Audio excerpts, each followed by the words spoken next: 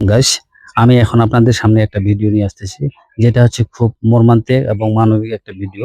আপনাদের কাছে সেই মানবিক একটা ভিডিও নিয়ে তাদের সামনে যাচ্ছি, দেখতে আসেন। এখন আমি নিয়ে আসতেছি এদের সাথে।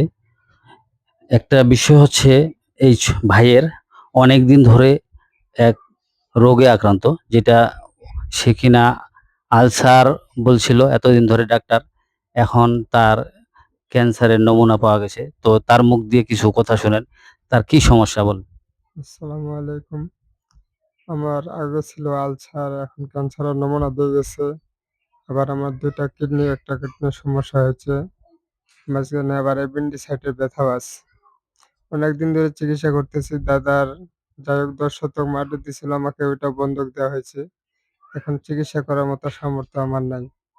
আপনারা যত পারেন আমাকে সাহায্য করেন। আর এই যে উনি গতকাল ঠাকুরগাঁ গেছে, এই যে রিপোর্ট, এই রিপোর্টগুলা দেখেন, ওনার রিপোর্টগুলা।